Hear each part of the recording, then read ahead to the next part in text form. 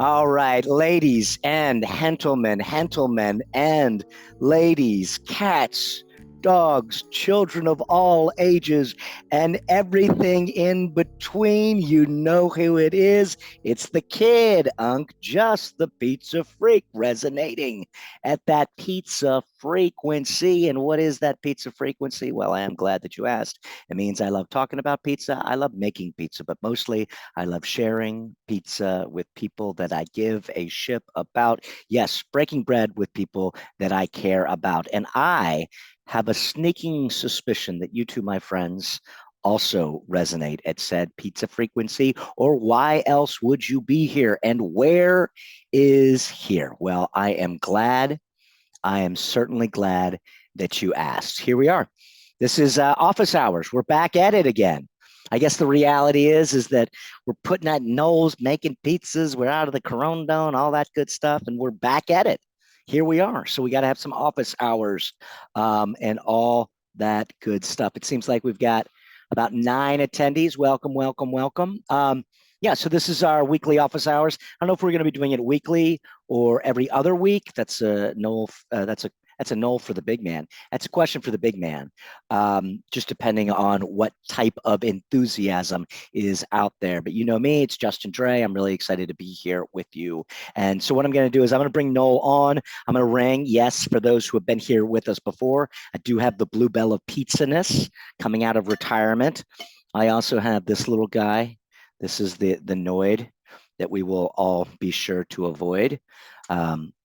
And it's great to be here. I'm glad that we could all be back, making pizza with one another again, and also in person, IRL. So without any further ado, I'm going to ring the blue bell. I'm going to bring Noel on. We kind of go over what the GP is, and then I will start promoting everybody to panelists. So Noel, if you are out there, please come on down, Mr. Noel Slow Rise Brohner.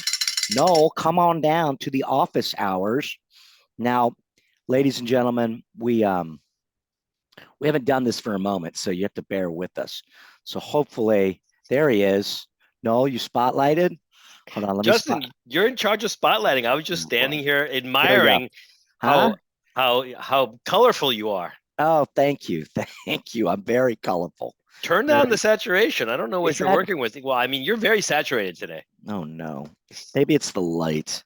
I've been feeling a little saturated today. How's this? Okay, that No, goes even no. that's even more red, right? Yeah, How's that? That's like that light is supposed to be. I don't know, That's Justin. like I think this is good as we're gonna get. you All right. know this it's if it's good enough for Zoom, it's good enough for me. It's good to see you again on Zoom. I feel like it's been a momo since we did the dance in the It, out in the. it's been crazy. I got an important question. Are you dry? You have any leaks? Too I many don't think we had puddles? any leaks. I don't think we had any leaks for the great, what do they call it? Hurricane of 2023. I don't know. I think that I would rather have them say batten down the hatches than have not say batten down the hatches and then people get washed away. So my attitude is a little more fanfare is all right with me, just so, you know, because there are idiots. I'm not going to pick nits here. Stupid people will do stupid things. And I you mean, gotta, last I checked, California was the capital of stupid people, right? I think it's a close second to Florida. Definitely neck and But you neck. didn't hear it from me. Nobody says California man. They just say Florida man. True. So True. anyway, should I start promoting some of our attendees to Yeah. panties as Yeah. you to panelists, not panties, excuse me. I get in trouble already. Justin, Canceled. what about that disclaimer you used to use where you tell people if they don't want to be Oh uh yes. I don't want to put words in your mouth. That would literally What be did I used impossible. to say? I said, look, guys, we want you to participate. We want to see your face. We want to see your pies. But if you don't, we totally understand because I'm not wearing any pants. That is what you used to say. Well done. And who knows if it was a joke or not? You'll never know. I'll never You'll know. never know. All right. So I'm going to take myself off here and I'm going to let you talk to everybody and everybody that's out there. I will promote you to panelists. Ladies and gentlemen, Mr. Noel Brohner. Thank you, everybody. Thanks for showing up. Welcome to week one of our new bi-weekly Monday Zooms. I call them office hours. I guess some people call me the professor of pizza. Somebody called me the PhD of pizza on my feed yesterday. I thought that was kind of funny. So, when I was in college, some of the professors would have office hours, and you could come and ask all the questions that either you were too embarrassed to ask during class, or you couldn't because you weren't there, you slept through. But anyway, office hours is for you, and that's why we promote you all to panelists so that we can start having a conversation about all of the things that are on your little pizza minds. So I know lots of people DM me on Instagram and hit me up on email. Some of you even text me questions. So I've been super busy and haven't had the opportunity to do any live Zooms in months. I've done a few classes. I did something for Pizza City Fest a few months ago with Stephanie Swan. That was pretty awesome. And so we're kicking it up again. This is week number one, and the plan is to do office hours, I would say every other week to start. And then in between, what we're going to do beginning next week is we're going to be doing, I wouldn't call them office hours, but we're going to do free Zooms, and we are going to spotlight, for lack of a better term, a topic that's near and dear to many of our hearts, and I'm just going to call it sourdough, right? And the reason that I want to do this is that so many of my students and so many of my clients wrestle with, if I can be so bold, so many of the myths of sourdough that are out there, that I want to do my best to dispel as many of them as possible, which is really hard because I'm sure that I believe a few of them as well. Raise your hand if you believe in sourdough myths. I mean, they're really fun. I happen to like conspiracy theories too. Justin, you like a good conspiracy theory? Absolutely. I'm big on that. Oh, so we're all big Pizza, on that. pizza conspiracies. So I'm just doing I'm doing a little search here. So basically the idea is we're going to have, we're going to try to have as many specialists as we can to come on Monday nights. There's going to be scientists, there's going to be brewers, there's going to be nutritionists, there's going to be millers, there's going to be farmers, and we're all going to be talking about sourdough and fermentation and all of those and some of the more sometimes difficult to reach topics because so many of us just don't have either the scientific or the nutritional or the medical backgrounds that we need to really understand what's going on in sourdough technology, if I can use that term. So I'm super excited for this. It's going to be 1 hour every other Monday, and it's going to go back and forth. We're going to do office hours. We're going to do a sourdough Zoom. We're going to do an office hours. We're going to do a sourdough Zoom. So I'm currently lining up a list of potential contributors. I have my friend John Porter from Smog City Brewing booked for next Monday at 5 o'clock. So I'm excited to have him. I've got a few more guests that are not yet confirmed, so I will not let the proverbial cat out of the bag. But I just want to tell you a little bit about why I chose John for the first week. And so basically, not only is he a good friend, but I feel like brewers and artisan bread and pizza makers have a lot in common. We're always wrestling with fermentation, right? And so, throughout history, it seems as if bread bakers and pizza makers have had to rely on like brewers and winemakers to before there was yeast commercially available, right? And so we used to go to our local breweries and we used to get yeast from their brewing process. And so I feel like we share a lot in common. I know that John and I get into a lot of interesting conversations about fermentation. And so I think he's kind of the perfect person to have on as kind of an introductory week one jumping off point. And then we're gonna go deep. We've got microbiologists coming. We've got chemists. I've got some millers that I want to bring on. I've got a farmer or two that I want to bring on. There's a historian, an author. I'm about to send an email. I wish I could tell you who I'm emailing, but a lot of people that are near and dear to my heart. So Justin, stop me because I could go on about nothing. And really, what I want to do is talk about pizza with these people. That's what I'm thinking. Guys, sorry, I'm chewing on some saltines. I had a little bit of food poisoning today. Justin, I know. So hey, are you? I'm feeling a little bit better. I'm good. So a couple people did not want to jump up to panelists. That's totally fine. Doesn't matter to us. What we do like to do though is if you do have a burning question, go ahead, raise your hand or throw it in the chat.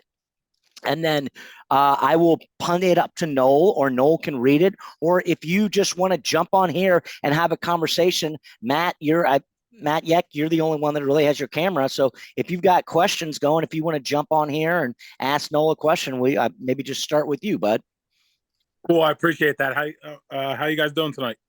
Pretty good, Matt. Where are you coming from? Philadelphia, Pennsylvania. Oh yes, that's We got turning some friends. into quite a pizza mecca. Yeah, we got some friends out there for sure. So I've been in the bar business for a while, and then I bought a pizza parlor probably 18 months ago, and I didn't realize how hard it was to make good pizza. It's easy to make pizza. It's hard to make really good pizza. So Yeah. I've been pretty much tweaking my dough recipe here and there for 18 months, and just a couple two-part questions. So the first part is, after I mix my dough, how long would you suggest that I let it sit in the bowl for before I do anything with it? Well, that's a good question. So let me ask you a few questions. What kind of flour are you using? So I use a mixture, 60, 2/3 00 Italian flour, and 1/3 King Arthur. Gotcha. And what style of pizza are you making? So I guess it would kind of be like a New York style, but like I guess mixed with a little bit of the Italian Neapolitan. So like light, crunchy, but not like I don't like how the Neapolitan is like super hydrated, I guess. I like it a little bit more crunchy. Got it. Okay. And what kind of oven are you using to fire your pizza? I have a Marsal deck oven, so I'm cooking probably like 550 to 575. So you have a Marsal gas deck oven when all the heat comes from the bottom, right? Yes. Beautiful. Did you buy that new or used? Now we inherited it with the pizza parlor. Beautiful. How many decks do you have? One or two? 2 decks. 2 decks is good. Excellent. I also have a baker's pride from like 30 years ago in the back. Sometimes I'll fire both ovens on like a busy night, but I try to work out of the double deck. I love those old Baker Pride. They're great. So, all right. So I'm asking a few background questions so I can better understand things. So, all right. So back to your question, how long can you leave it in the bowl for? Do you have a preferred fermentation schedule, meaning how long between the time that you finish mixing and the time that you start baking pizzas from that pizza dough?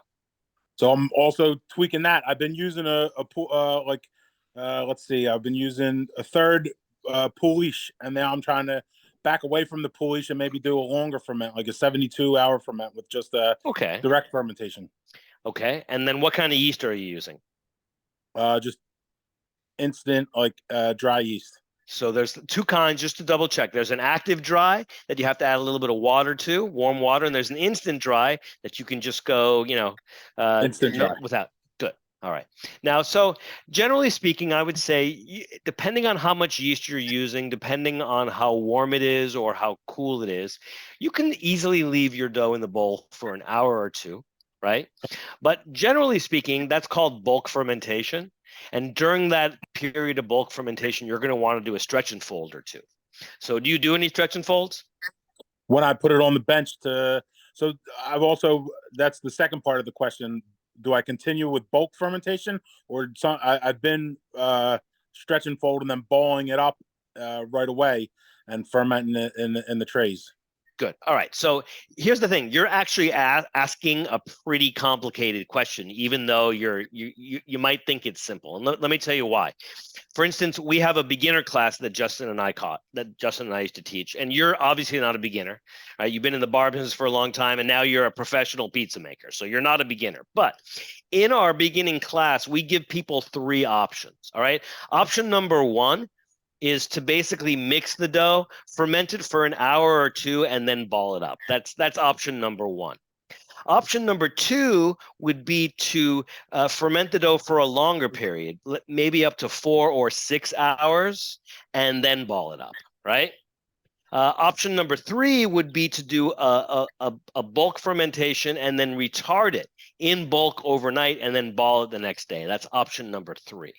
Now, each of those options gives you different results. So that's why, I mean, I like to ask a lot of questions so I can understand what results you're trying to get, right? So my issue with the bulk fermentation was that it was, I don't know if it was too cold the next day when I'm trying to ball, but it's way harder to ball after a night of bulk fermentation. You're absolutely correct. So let's go over some pros and cons for the 3 different scenarios that I presented.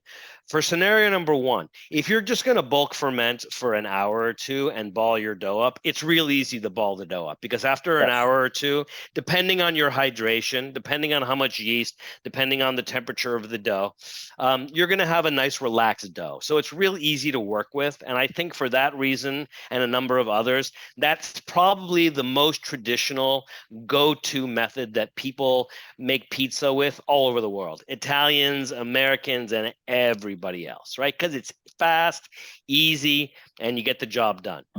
For some people, especially if you're using a pre-ferment, you can probably even use that dough the same day.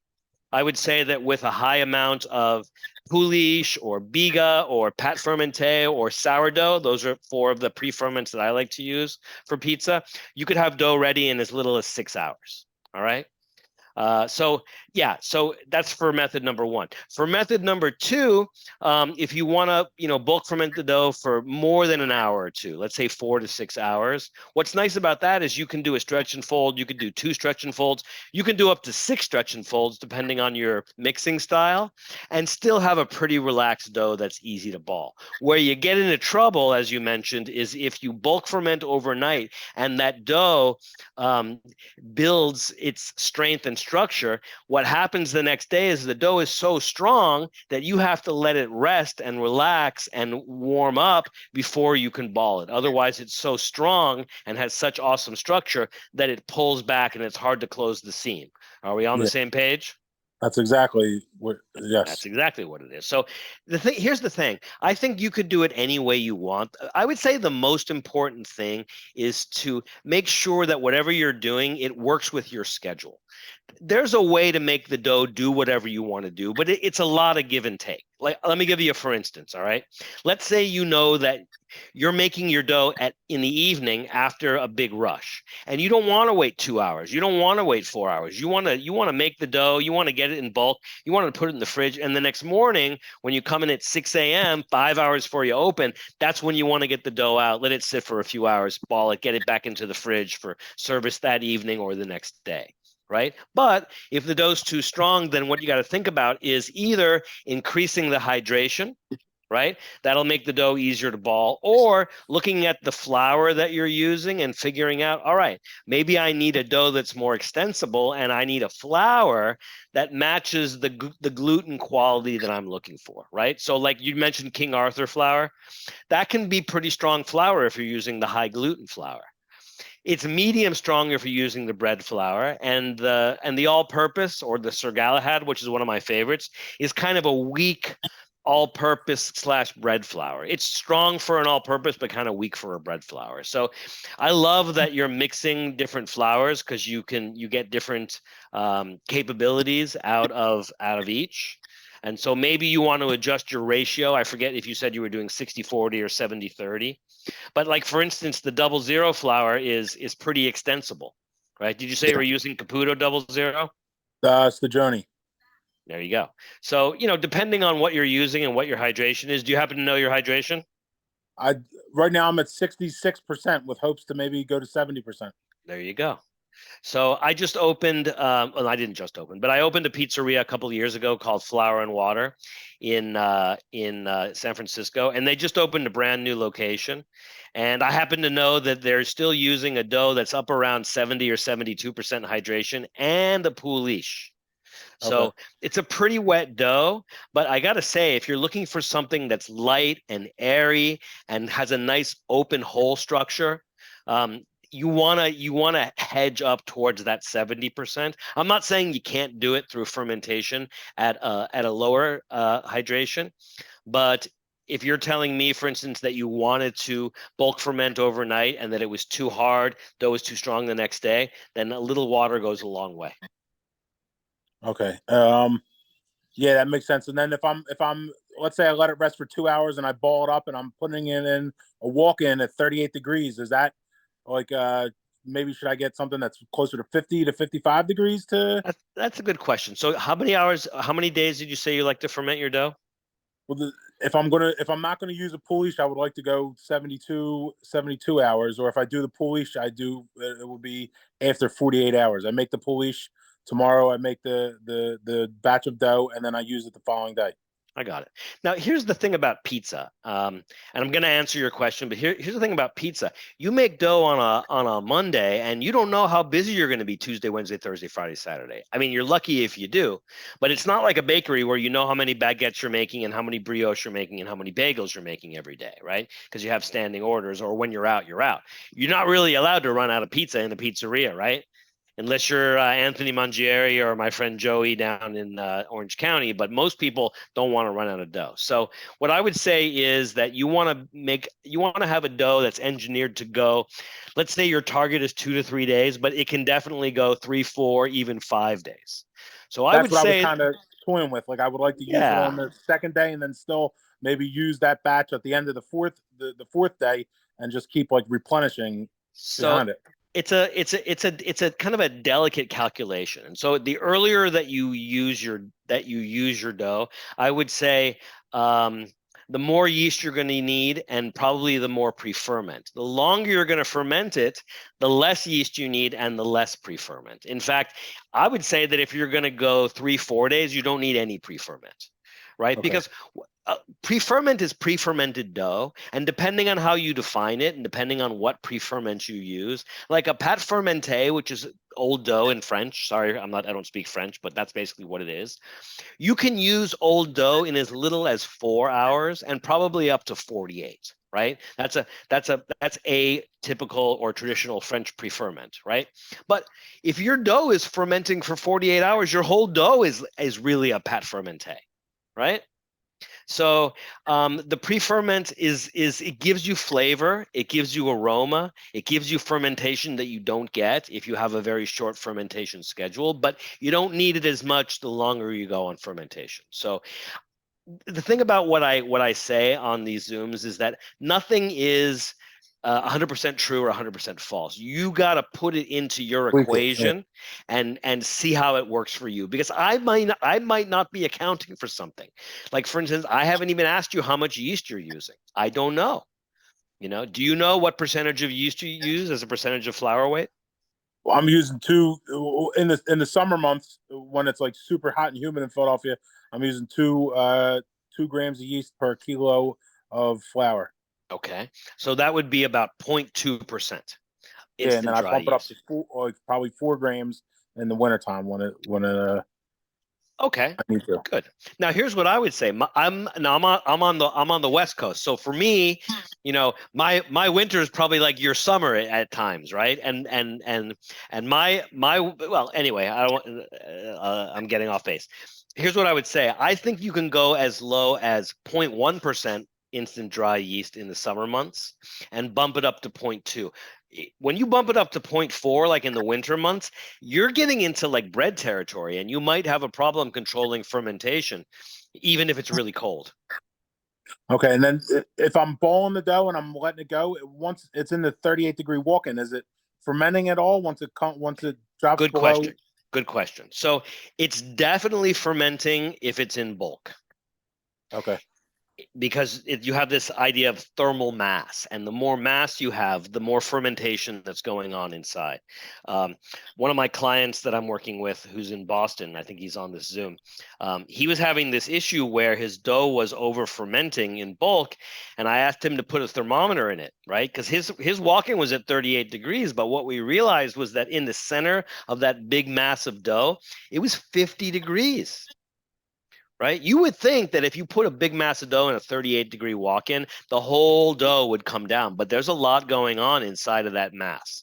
And so what we're working on now is we've taken that let's say 100-pound mass of dough, and we're dividing it into 2 or 3 portions to try to contain the fermentation by decreasing the thermal mass. Making sense? Yeah, I realized that as well. Like the more dough I put together, put it in the smaller portions and put it in more tubs, and it cools down a lot quicker than if it's in one big bulk. There you go. And if you go back to scenario 1 or 2 where you're balling during that first day within, let's say, 2 to 4 hours after you mix, then your thermal mass is much smaller. How big are the pies that you're doing? I do like 17-inch pies, so I'm working with like 650-gram dough balls. All right, that's a nice sized dough ball, but it's nothing close to what you get in bulk fermentation. So your thermal mass is much less. And I would say the interior of that dough ball is going to more or less be the same temperature as the interior of your walk-in. Yeah, they cool down immediately, those dough balls. Exactly. Okay. Good information. I try. Good questions. Thank you. Thank you. Great. You're welcome. Thank you so much. Thank you. Well, I'm going to unmute myself. Thanks, Matt. We'll talk to you soon. Yes. All right. So Domenick wanted to roll in here. Domenick, I'm going to add your spotlight. Can we hear you? Yeah, Great. I could hear you. Cool. How's it going? So I too recently dove into the world of pizza. I've been making pizza for like 3 or 4 years now, but I was laid off last November and decided to do a mobile pop-up style business. So I do a sourdough pizza, and as I've gone down the road and I've had to make more and more dough, I went out. I got like a Famog 10S mixer, the spiral mixer, and it's definitely too small, but I had a couple of questions. So right now I do a 50-50 blend of King Arthur, Sir Galahad, and Sir Lancelot.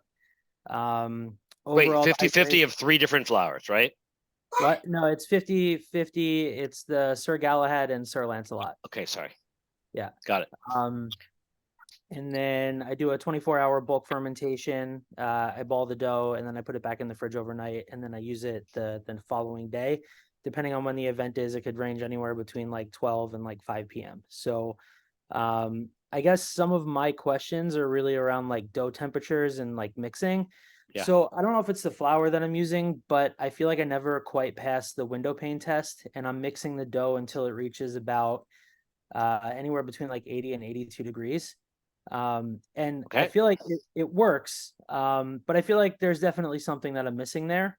And in terms of gluten development, like it doesn't matter how long I seem to mix it, like it never really, like if I go to tear at it, it definitely, like it'll break, but by the time I get through the balling process and I'm using the dough, it definitely, I think it comes together well. But yeah, I'm just kind of wondering, like, if you have any tips around, like, you know, from a mixing perspective, like Absolutely. a time or whatever. Sure. No, so here's the thing. Let me ask you a few questions. What's the hydration of your dough? It comes in with the starter around 67.5%. Okay. So I use about 15% sourdough starter. 15%. Okay. And what's your process for mixing? Tell me what goes in the bowl first, how long you mix for, what speeds you use. Let's try that. Yeah, so I start with water, and I've switched it up a little bit. So right now I'm using water. I put the starter in. I leave about a third to a quarter of the water, and then I mix it in at the end just to kind of get all the flour on the sides of the bowl, because sometimes it sticks. And then I just slowly put the flour in, and then I add the oil, and then I add the salt last. Okay. A couple things. This is something that I notice with bakers, and it doesn't matter if you're a home baker or a pop-up baker or a professional chef. There's a certain traditional order that you want to do things, and sometimes if you go outside of that order, you might either wreak havoc on your dough, or something wonderful might happen, right? And I think in your case, it's something in between. All right. Yeah. So let's go back and talk about some of the decisions that you're making and see why you're making those decisions. All right. So decision number 1, why are you withholding some of the water? So as I'm mixing, I found with the mixer, I don't know if I'm putting too much in the mixer at once, Yeah. but the flour sticks to the bowl. So I find that when I just add that little bit of water at the end, it helps incorporate all that. Okay. So issue number one, I think that is a I'm just going to put it as a I'm just going to say I'm just going to say it's a question because I don't know enough about your process right now to make any statements, but Yep. question number one is that one of the issues that's affecting your final gluten development because the water doesn't have enough time to hydrate the flour? Just a question. All right. And another question, is there any other way to get some of that flour off the side of the bowl besides waiting to add the water? For instance, Justin is using sign language to talk about, are you scraping the bowl, Justin? I was scraping the bowl first, and then I just found like, is there an easier way? And then I stumbled on a YouTube video of a guy that he makes, it's not Vito, but it's someone else. And he was going through his process and he added it and it kind of mixed it all together. So I tried it. But Good. everything's an experiment to this. Well, everything's an experiment. Here's the thing, that might be helping you to attain one goal, but because you're breaking one of the rules of baking by not hydrating your dough traditionally, you might be causing other problems. So that would be one of them. All right. So I Now, think I started to do it out of speed. So with the 10-quart mixer, if I have to mix 4 batches of dough for an event, I find that like each batch was taking like an hour. So I was trying to figure out ways to Okay. really speed up that process. I totally understand. I'm only saying no because you should not have to mix for an hour. I'm very well aware of the flours you're using. I know the hydration you're using. I understand sourdough technology. You're using salt and a little bit of olive oil. So let's talk about some of those other things. When are you adding the salt? So the salt's the last thing that I add. Okay. One of the things that you might want to consider is flipping when you add the olive oil and when you add the salt. Because generally speaking, and not always, but generally speaking, the salt comes in earlier in the mix and the olive oil would be the last thing to add. All right. Okay. Now, I'm not saying that's the only way to do it because, for instance, if I'm using a planetary mixer like a Hobart, depending on the capacity of the mixer, depending on how much dough is in there, depending on what kind of dough and the hydration, etc., I might choose to put the olive oil in at the beginning. But generally speaking, for the sake of gluten development, you want to put the olive oil in at the end, right? And at the end, I would say 60% or 70% of the way through the mix, right? But if you want, you can try putting your olive oil in at the beginning, with your flour and your water, right? Okay. And then put in your salt maybe 30% of the way through the mix. All right. And would you do like a more traditional auto lease where you just kind of mix together the water and the flour and then add the starter? Not if you're worried about time. If you're doing 4 batches, then I don't think you necessarily I don't think an auto lease is gonna be the decision you want to make because it might create other problems, and so you might be mixing. That's why I haven't done it either. So that's all right. That's all right. Now, another question I have for you: you said you're mixing for 1 hour or as long as. What speeds are you using on that mixer? So it has 10 speeds. I mix it around 4, like between 4 and 5, usually. And so the whole time you're mixing at 4 or 5? Yeah, I mean, at the end, I was doing it based on I was stopping based on temperature because I wanted to try and remain consistent. So like if it was just taking a long time, like if the water was too cold, I would speed it up a little bit. But I don't think I've ever gone beyond 8. And that's like at the very end for like a couple of minutes to try and whip it. So all right. So here's the thing about that mixer. I have one right behind me here, and I've pretty much used every mixer on the market, from home mixers to huge professional mixers, and I really like that Famag. But I would not use the numbers of the mixes from 1 to 10 to represent anything close to what any other mixer is because it's so different. And so I start on 0 and go to 1 and go to 2, and that's just for incorporation, right? And so I might mix for just anywhere, depending on my hydration, from 3 to 5 minutes on something between 1 and 2, even 0 sometimes, right? Just to mix in, get my flour hydrated by the water and the starter, right? The olive oil if I choose to put it in early. Then I'll add the salt, continue mixing slow. But then I would say 4th speed on that is not enough, right? Okay. Especially if you're adding your olive oil in late, especially if you're adding your salt in late, especially if you're waiting to add your water in, right? There's something called double hydration, right? And you use that. Let's say you were doing a 85 or a 90% hydration mix. Then you'd want to use a double hydration where you withhold, let's say 10 to 20% of the water. But you don't really need to do that because you're not working with a high hydration dough. So Okay. I would get all of my water in at the beginning. I would try to get my olive oil in sooner, right? And then here's another question for you. I don't know if you've taken any of my classes or you've bought any good books, but there are different mixing styles, right? One of them is called the short mix, which is a short mix, like it says, and a lot of stretch and folds, right? That could work really well for you because you could basically do a 5 to 10 minute mix, get it out of the bowl, right? And by 5 to 10 minutes, I mean a really gentle mix where you attain a gluten development on a scale of 1 to 10 of maybe a 4, and you get all the rest of the gluten development using stretch and folds. Imagine this: you're doing 4 mix. I mean, I used to do major catering out of my little apartment using a 7-quart, home mixer, and I would do like you. I would do 4 batches for a party. And what I would do is I'd do a short mix, just get everything together, sourdough starter, just like you.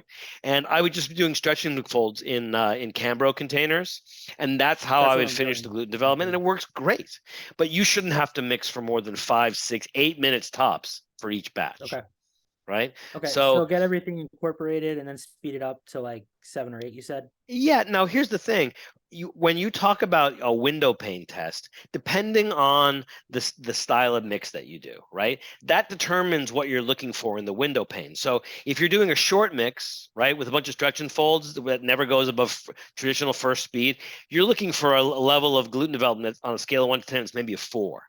If you're doing an improved mix where you're doing a short first speed mix, brief auto lease, barely any second speed mixing, and you're finishing with 1 or 2 stretch and folds over the course of 1 or 2 hours of bulk, then you're looking for a window pane of maybe a 6 or a 7 at the most, right? If you're doing an intensive mix where you're up to like second speed and then you're mixing the full gluten development, no auto lease, maybe high hydration dough, then you're looking for a complete gluten development on your window pane. You sound like you'd be a perfect contender for my intermediate class where we go over all that stuff. And I took your sourdough class like at the very start, like years ago. So was I teaching it with somebody else? Was yeah, it I Joey think from it was Folks? Joey Butterbaugh was He's on great. it. He's Yeah. great. Yeah. So he uses the short mix. Yeah, and I used to do the stretch and folds too, but that was when I was making pizza for myself. And then, like as I've started scaling up, I've been like going back to try and figure out the most efficient way to mix a large amount of dough in a given time. I would say So the I just short mix would be the most efficient way for okay. you. So don't even pay attention to the temperature of the dough. Just kind of let it go. I and mean, let you them always together. if you have 15% sourdough, depending on how active it is. Here's the thing. I would say that depending on your fermentation schedule, depending on the temperature of the room, if you were doing a yeasted dough, I would say you want to come out of the mixer in the low 70s. But with sourdough, you can go to the high 70s, even low 80s, depending on your room temperature, and get something really good that doesn't over ferment, right? Yeah. So I think you're in the ballpark there.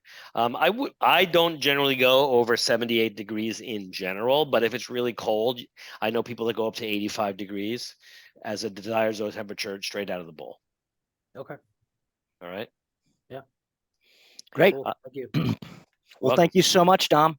Really appreciate you joining us. Good Cool. questions. Yeah, great stuff. All right, Kate, I'm going to bring you on. All right, Kate. And if you would unmute for us, please. Great. And you can, I don't know how to do it. Can I lower your hand or I'll lower your hand? All right. Thank you. Yeah, of course. Hey guys, thank you so much for doing this. This is so good. This is great. This Thank is my you. first time. Yeah, it's my first time in your office hours, and I have a small cottage micro bakery in San Pedro, California, down the road. And my day job is as a community college teacher, so I really appreciate this format. Excellent. And I wonder if I can just kind of tell you what dough I am trying to achieve, give you my process, and then you could give me the red pen treatment. I mean, it sounds kind of harsh, but let's try. Let's try. Okay, good. Okay, so sometimes I'll do a pizza night, maybe once a month, where I'm doing maybe 12 pies, and I schedule people, they come do porch pickup. I'm trying to make New Haven style, and I use about 93% Central Milling High Mountain. I use the 7% whole grain that I mill myself. So probably Nice. 2/3, yeah, 2/3 hard red and 1/3 rye. I use, and this is kind of a weird process that I've just, kind of collected over time. So I'm sure there's some problems with it, but I use 1/4% of instant dry yeast. 1/4%. So I don't use- 0.25%. That's what you're saying? Correct. Yep. And I always start the dough at least 3 days before I want to bake. Got it. I use 1% malt. Do you use diastatic or non-diastatic malt? Diastatic. Diastatic. All right. I'm somewhere between, say, 69 and 70% water. I use ice water, real cold. 2.2 oil and 2 salt. And I do a straight dough. Let me say this. I put all the dry ingredients in. What kind of mixer do you have? I have a famag, but I just mix this by hand. I do it by hand. I do pies about 325. 325 is your dough weight, 325 grams? Yeah, that's right. That's right. And I'll do 12 to 15 usually at a time. That sounds good. Yeah, it's good. It's good. So I'll put in all the dry. I put in the oil and kind of scatter that about.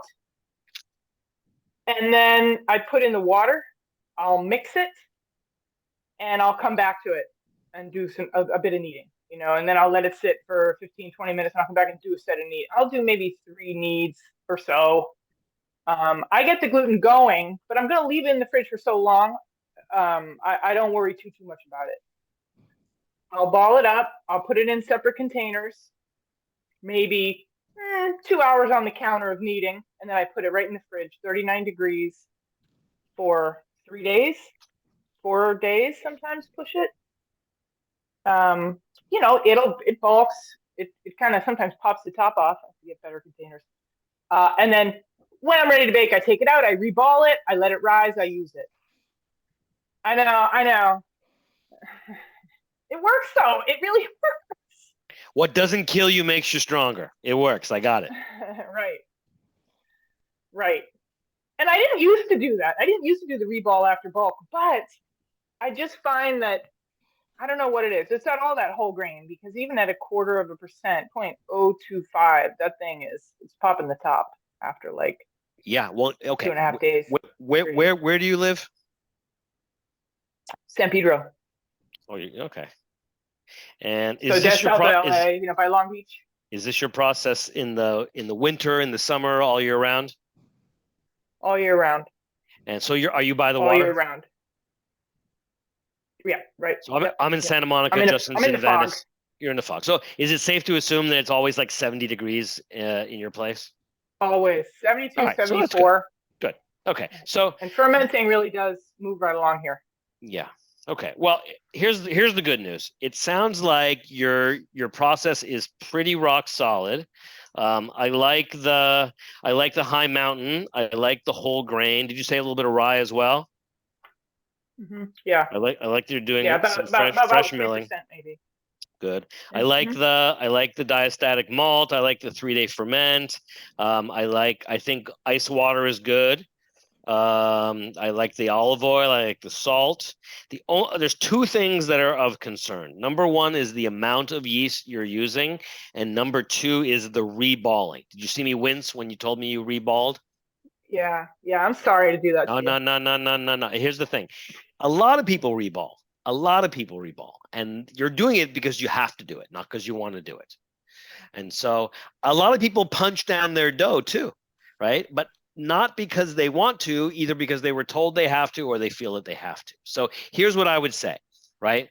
And I'm like, I wish I was in your kitchen with you and I could feel your dough and I could see the whole thing happening. But here's what I suspect.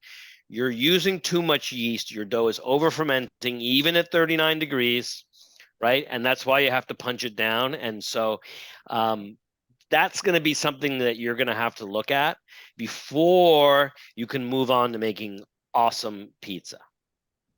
Because that's at least a yellow flag, if not a red flag. Too much yeast and punching down. Wow. So here's what quarter of a percent is too much. No, that would be okay if it was fresh yeast, right? But instant dry yeast is powerful stuff. Yeah. A quarter of a percent is actually a lot. In my beginner class, we use less than a quarter of a percent. We use 0.2%, and that's for beginners who are making pizza the next day, 24 hours later. So if you're going to go 3 days, you can use a third of that, and you'd be fine. You can go down to 1/10 of 1%. You can go down to 8/100ths of it. You could keep going. Instant dry yeast is powerful stuff. Don't worry. If you give it enough time and enough temperature, it'll be there for you. Okay. Wow. This is really mind-blowing. I don't use IUI except for this, so I'm learning. So I appreciate that so much. What do you normally use? Usually I just do everything sourdough. Good. Well, why don't you make a sourdough pizza, something happens to the consistency, to the texture that I just don't like. You know what I mean? It's a little bit harder. It's a little bit crunchier. It's not got that kind of dark caramelized chew crunch on the outside. It's that chewy crunch with the airy inside. That is so New Haven, dark but crunchy. And with the sourdough, I don't know if it's the acid or what, but it's a little too hard for me, a little too crackery. I could see that. What kind of oven are you using? Most of the time I use a Rofco. Okay. And what kind of temperature are you getting it up to? I'll preheat to 270 and then cook at maybe 250. And you're talking about Celsius, right? Yeah. Justin? Yep. So, it's good and hot. That brick oven gives it a nice, dark color, and it works. Good. What do you need, boss? Let's do those in Fahrenheit. Yeah. Let me see. My phone's just we're in the United States. I want people to know what it is. And Sorry. Some weird stuff. That's all right. Don't be sorry. I happen What to like the were the Rofco temps? oven. What were the temps? Kate, what were the temps you were using in Celsius? 270 and 250. 270. So what's that, like maybe 525 and 500? Like that? Yeah. So here's one of the things. I think that you're a little bit low temperature-wise for a coal-fired pizza. So right? I'm getting 270 is about 518. Yeah, I would say that those coal-fired ovens, and there's quite a range, right, are probably closer to about 600, right? And so I also think that you can do some really nice stuff with sourdough as well. You just it's really about fermentation management. I think you can get beautiful texture out of sourdough, but again, fermentation management. So if I were you, a couple of things. I would reduce my yeast by about a third to start and see where that gets you. I would not punch down my dough unless it's an emergency. I would not make that part of your workflow. And then it sounds like you are doing some pretty high quality work there. So I am going to trust you, even though we only just met. And I think that you can begin to incorporate sourdough into your process. And maybe you're using like 0.02%, 0.02% instant dry yeast, and maybe, I don't know, 5% sourdough starter. Start with something like that. Right? Okay. And see where that gets you. Because especially if you're doing a long fermentation like that, I don't want your dough to get too acidic, and I don't want you to lose too much of the crunch. right? And sourdough can really wreak havoc on your process if you retard it for a long period of time. Okay. All Awesome. right? I'm so excited. Thank you. I'm excited. Good, excellent questions. We're 3 for 3. Isn't this amazing? This is amazing. Thank you so much, Kate. We'll see you at the next one. Yeah. All Yeah. right. Okay. Thanks, Here Kate. we go. So Frank is here. Frank, are you there, bud? I'm going to bring you on. Add your spotlight. I can't hear you. Can you please unmute, buddy? Okay, how's that? That's Good? much better. Thank you very much. Okay, so I'm in outside New Haven, Connecticut. Congratulations to Modern Pizza, who just won Pizza of the Year. That's my favorite New Haven place. I'm not at their level yet. So my question is, I have a Pizza Craft, the thing outside that's natural gas, and I do a Sam Sifton's half bread flour, half all-purpose flour. And when I cook it in there, the crust gets black. So what am I doing wrong? Which ratio is completely off? No. Okay, hold on. So what? All right. So let's back off a little bit. Look, this is great. This is a lot of information. I just need to process it and ask a few backup questions. All right. So I'm actually not familiar with his recipe, so I'm going to ask you some of the. So I got some bullet points for you. So what's the hydration of your dough? I don't know. It's 1.5 cups all-purpose, 1.5 cups bread flour, and then 3/4 cup teaspoon of yeast, and then let me see what the water is. All right, so the water is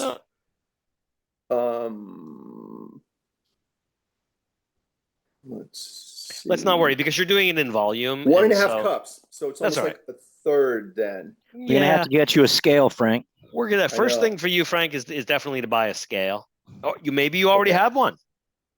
But what I would do if you want my help in the future is you need to convert that volume into weight. And so what I'm looking for is like 50% bread flour, 50% all-purpose flour, 65, 67, 70% hydration, 2% salt, right? 3% olive oil.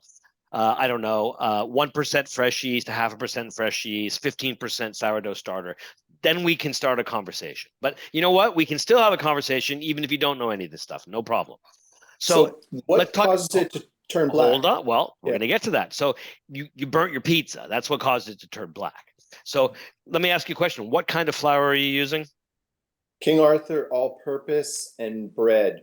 All right. So those are both malted flours. And so when you use malted flour, malted flour is great, but if the temperature is too high, it could cause your pizza to burn. So do you know what temperature you're cooking your pizzas at? I think it's probably like 550. That's what it says on their scale. Okay. That's 550 Fahrenheit, right? Yes. Great. And you know how many minutes you're cooking your pizza for? Well, see, that's what happens. The crust, the top doesn't brown, so I'm leaving it in there longer. So is that something about the bad oven or what? It's not that it's a bad oven. I can try to cook good pizza in a bad oven. And so do you have a pizza screen? No. Okay. Yeah. And here's the best thing about a pizza screen. I don't think you'll even spend $5 on a pizza screen. How big are the pizzas you're cooking? A lot. A lot. Are they big? Are they 18 inches? No, because it's really about maybe at 12 to get into the pizza. So you need a 12-inch pizza screen that'll set you back $3-4. You can go to Webstaurant store. That's a good one. Right. And buy yourself a pizza screen. They're made out of aluminum. And what happens is if your bottom is cooking before your top is done, you can slide that in, and then as the bottom becomes almost ready, you can pop it onto a screen, finish the top without the bottom burning. Okay. Now you can also put it on a screen from the very beginning and then pop it off the screen and finish it on the hearth. There's 2 ways to do it. You have to decide what works for you. If you go on the internet, people are very opinionated about screens, both using them and starting them, but I'm not like that. All right. I'm an equal opportunity screen user. I always have one somewhere just in case. And so it sounds like you would be a prime candidate for a pizza screen purchase. All right. What percentage, once I have a digital scale, you tell me the percentages, I will go to the the pizza book there and do a percentage dough. Well, let's do this. I have 100% faith in Sam Sifton. All right. Okay. So he's a great reviewer. He has awesome taste in food. I've been a fan forever. So I'm sure the recipe. Are you available in 2 weeks on a Monday? Yeah. Why don't you weigh out your recipe volumetrically onto a digital scale, right? And write down what the actual weights are. It would be best if you could do it within grams, right? And then you can bring those to us in 2 weeks. And have you ever tried to do baker's math before? Yeah, I can do it. I'm pretty good at math. All right. So what I want to know is, what is the percentage of flour? If you say it's 50-50, so it's 100% flour, what's the hydration? So let's say 60 or 70% water. He's probably in that range. What percentage of salt? What percentage of yeast? Is there any sugar or malt or olive oil? No, there's olive oil. Olive oil. Okay. So olive oil is also something that promotes browning. And so sometimes if you're using a very, very, very hot oven, the promotion of browning can actually turn into burning. So I know a lot of Neapolitan types, or people who cook Neapolitan pizza, and they would never use malted flour and they would never put olive oil because it might promote browning so well that it actually burns. Okay. I love the Sam Sifton's dough. It behaves differently on a pizza stone, a pizza steel. So explain the science to me, why it's different. So here's what I would say. If one dough behaves differently on different surfaces, that's normal. The question I would ask is not necessarily about the recipe, but about the process. So can I ask you a few questions about the process? Sure. How do you mix your dough? In the KitchenAid mixer. Good. And then how do you know when your dough is ready and you can take it out of the mixer? I mean, they tell you let it sit and then double, and then you cold ferment it in the refrigerator for like a day. So I'm fairly consistent. Okay. Now, for instance, if you let your dough double, how do you control the fermentation? Do you use cold water? Yeah, I try to get consistent because they say lukewarm water. So I put it in the microwave for about 30 seconds every time from the tap. So I'm fairly consistent. I try to be methodical. Okay.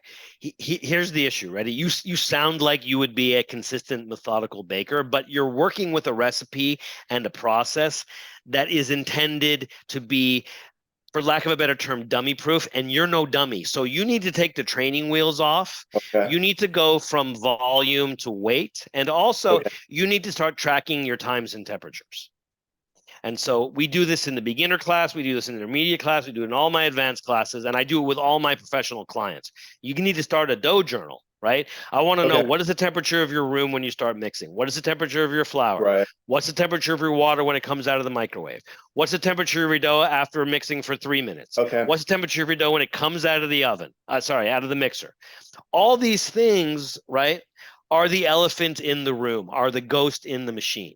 And so if I have a better idea about the answer to some of these questions, I can assess your fermentation. And then the other thing that we haven't even talked about yet is gluten development. And one of the things that I notice is it's not so much the recipe and how much olive oil or whether your flour is malted or not, but the process of developing the gluten and fermenting the dough is going to be the difference between a good and a great pizza, and also how it performs on a steel or a stone or this kind of oven or that kind of fuel. Okay, thank you. You're welcome. Right, so I'll get a dough journal. I'll get you come back in 2 weeks with percentages. And you know what we can even do? If you have this stuff like on a file, you can copy and paste it into the chat, and Justin and I can help you. And by Justin and I mean Justin can help you figure out your percentages, or maybe there'll be some people on the Zoom who'll help you as well. Great. Just to double check your math. Thank you, Frank. So, last question about room temperature. If it's 80 degrees now in the summer, during the winter, it's probably 70. So you adjust things based on room temperature then? Variables in the pizza equation, buddy. Yeah. Okay. So to answer your question, here's the thing, like Justin says, variables. And so what we teach people to do is you take your room temperature, you take your flour temperature, you take your water temperature, you add them up. You average them. You figure out the friction factor of your mix, how much energy, how much heat it adds to your dough, so that you can backwards calculate what temperature of water you need to get your dough to come out at the same temperature every time, plus or minus 1 or 2 degrees, so that you can begin to have consistency, whether it's 80 degrees or 70 degrees or 60 degrees in your kitchen. You Thank you. control That's the awesome. fermentation. You control the fermentation. Okay. Cool. Thanks, Frank. All right, bud. Thank you. Noel, I know it's 6 o'clock. Can I spitfire just a couple of these that we've got at you? This is a really good one for John. What is the difference between diastatic malt and non-diastatic malt? Thank you. Good. So what I would say in a quick answer, because it's the end, is diastatic malt will promote browning and also fermentation, and non-diastatic malt really just promotes browning. So I would use non-diastatic malt in a bagel where I want some good browning, and I would use diastatic malt where I want to enhance the fermentation in a pizza or bread product. It's food for the yeast, basically, right? It's food for the yeast, and it's sugar. It's sugar for browning as well. What are your feelings about adding a percentage of whole wheat flour into the mix to give your dough a little added extra flavor? I'm 100% believer in adding a little bit of dough. What I would say as like a rule 8%? of thumb, Do we like 8? Or we do like 8. I would say that if you're in the 5 to 10% range, almost nobody's going to know. They'll see a change in the color depending on if you're using whole grain or what kind of whole wheat flour you're using. And then as you get into the 10 to 20% range, you're going to notice maybe a little bit of aroma and some flavor. Some are more nutty, some are more bitter, some, they all add a little something else. I've gone as high as about 40 or 50% with the public. Once you get that high, I feel like you need to switch to a sourdough if you're not already using it. And you get a really nice flavor profile from that. But depending on the style of pizza you're doing, you might get some pushback. So I can get away with more whole wheat, like in a pan pizza, right, than I can with, let's say, something more classic like a Neapolitan or a New York. Right. We got a little bit more advanced level. We're talking about baguette recipes. I'm not sure, unfortunately, Daniel, we're not going to be getting into that just now, because that is a process. The baguette is a process. If Daniel did ask, though, if I wanted to raise my hydration a couple percentage points, and we might be mixing pizza. So one thing is hydration. He says, if I wanted to raise my hydration a couple of percentage points, would a higher DDT, desired dough temperature, contribute to adding strength through more fermentation? Oh boy, that's a loaded question. I wish that he had asked that a little earlier. But Dan, you'll have to come back. Those are great questions. The other question that he asked was, in your advanced class, we give a lot of baguette recipes. We didn't mention really the procedure for it, I guess. I mean, we did go over it, but is it the same as ciabatta? No, it's not. Not the same as ciabatta. No. I mean, so yeah, in my advanced 1 class, what I do is I go over baker's math in a variety of recipes, and I go over pre-ferments in a variety of recipes. And what I try to do is talk to people, not using weights or measurements, just baker's math and percentages. And so we compare baguettes with ciabatta, right? And so one of the big differences between those two is the hydration. Right. But also you can make a baguette or a ciabatta with pouliche, with pâte fermentée, with sourdough. You can make a straight version as well. So the idea is these are all of the tools in your artisan bread arsenal that you can also use for pizza.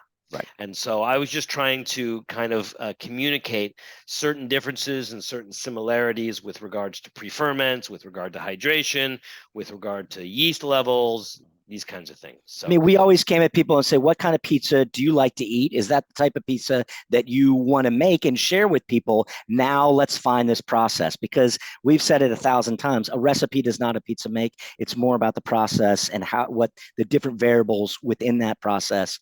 Well, thank you very much. Almost 5 after 6, everybody. Noel, you want to say bye to these people and then I'll take us out? Yeah, I'm just looking at the chat, and so I was going to bring it up anyway. Somebody's talking about, is there any books you would recommend? with regard to artisan bread making, my favorite is called Advanced Bread and Pastry. I'm pointing to it right here. It's always not far from wherever I am. And that's great. That's a really great book because there's some really beautiful recipes for, it's not cheap, but you can find it online used for under $100. I paid maybe $150 for it, 15 years ago, but I got my money out of it because there's so many great recipes, so many great techniques, so many awesome secrets, if you will, that were explained to me. So it's a great investment. So for bread, that's great. Dan from Rotza has a really good sourdough book. We've got a Zoom class coming out where we delve pretty deep. We did 3 or 4 classes with Dan. Joy of Pizza, right? Joy of Pizza? Joy of Pizza is a great one. So I know we had some decent questions about sourdough, fermentation. So Dan is a great pizza and bread baker. And so he, I don't want to compare myself to Dan because he's one of the great ones. I'm just a low life in Santa Monica. What did they say? What did they say? Is that the best pizza in New York is in New Jersey? He's incredible. He is incredible. So anyway, so Joy of Pizza by Dan from Rotza is a good one. Yeah, and he's great, and he loves talking pizza and he loves teaching. Dom just said he's in his neighborhood and he's reading that book. If you go to him and saying that you hung out with us, I'm sure he'd show you around, show you the oven and all that good stuff. Yeah, hit him up on Instagram. He'll reply. Definitely. Perfect. So, Justin, you want to say bye to these people? I do. Okay. Thank you, everybody, for spending your time with us on a Monday.